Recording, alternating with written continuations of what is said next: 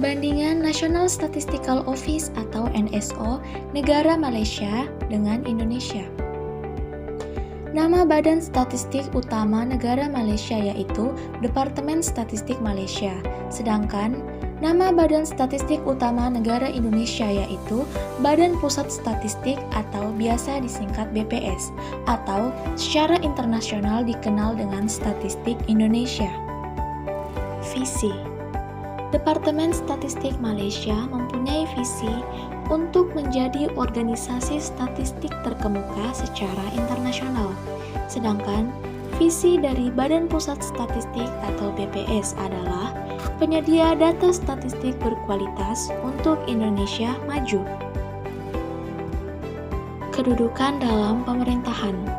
Dalam struktur organisasi pemerintahan, Departemen Statistik Malaysia berada di bawah Departemen Perdana Menteri. Kepala Statistik bertanggung jawab kepada Sekretaris Utama Pemerintah. Sedangkan Badan Pusat Statistik atau BPS adalah lembaga pemerintah non-kementerian yang bertanggung jawab langsung kepada Presiden. Wewenang.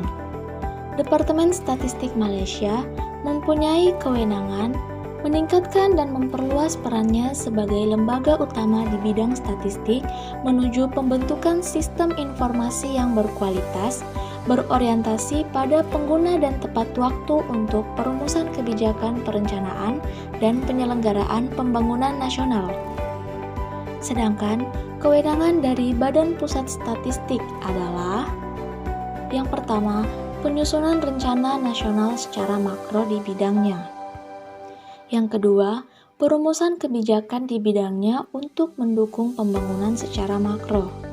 Yang ketiga, penetapan sistem informasi di bidangnya. Yang keempat, penetapan dan penyelenggaraan statistik nasional. Yang kelima, kewenangan lain sesuai dengan ketentuan peraturan perundang-undangan yang berlaku, yaitu perumusan dan pelaksanaan kebijakan tertentu di bidang kegiatan statistik, serta penyusunan pedoman penyelenggaraan survei statistik sektoral. Struktur atau susunan organisasi statistik.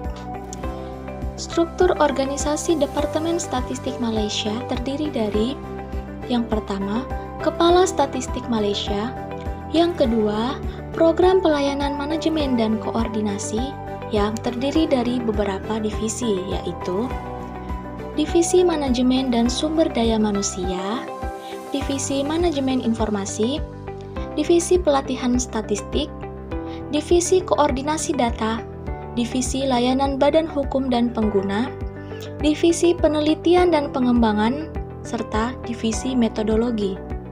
Yang ketiga, Program Sosial Kependudukan, yang terdiri dari beberapa divisi meliputi Divisi Statistik Harga Pendapatan dan Pengeluaran, Divisi Statistik Sensus Penduduk dan Perumahan, Divisi Statistik Demografi, Divisi Statistik Sosial dan Tenaga Kerja, Divisi Statistik Pertanian dan Berbasis Agro, serta Divisi Statistik Lingkungan.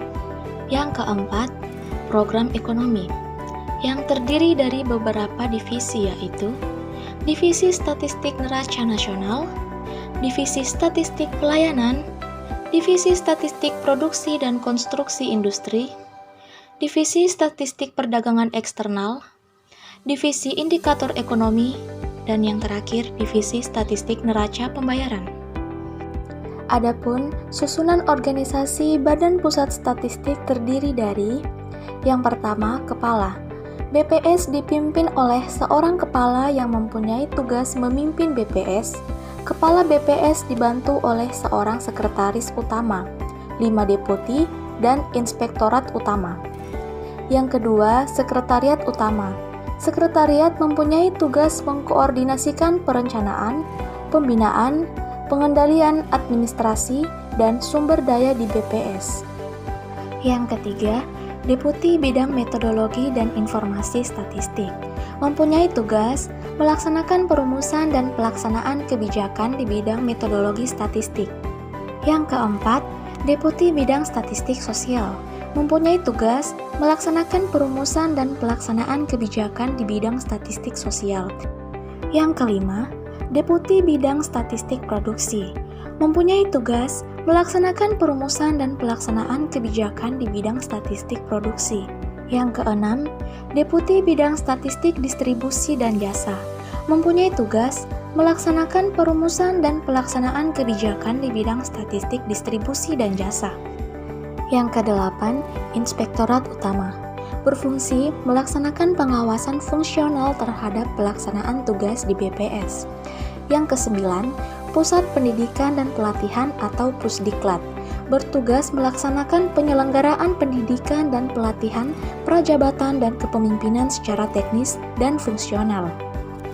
Dan yang terakhir, instansi vertikal BPS, bertugas untuk menyelenggarakan tugas dan fungsi di daerah yang terdiri dari BPS Provinsi dan BPS Kabupaten Kota.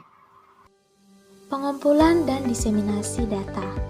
Dalam kebijakannya, baik Departemen Statistik Malaysia maupun Statistik Indonesia, kedua lembaga ini sama-sama mengedepankan kualitas dan kerahasiaan data, di mana mereka sama-sama menyediakan layanan data dan statistik yang berorientasi pada pengguna, tepat waktu, dan berkualitas.